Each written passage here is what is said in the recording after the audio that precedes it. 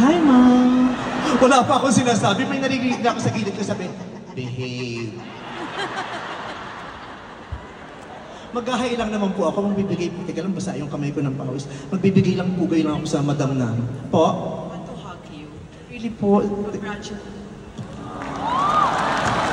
Thank you very much. Miss this.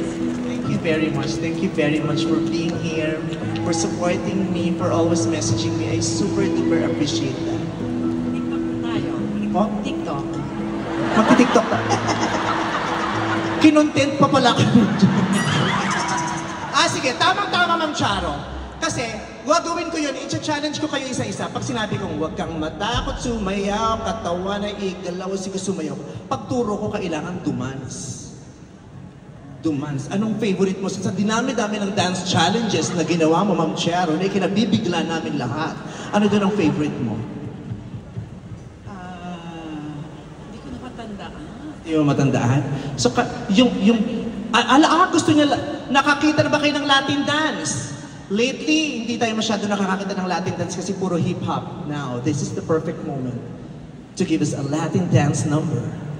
Eto na siya, ha? Basta pag tinuro ko po kayo, pakitaan nyo lang sila ng Latin dance.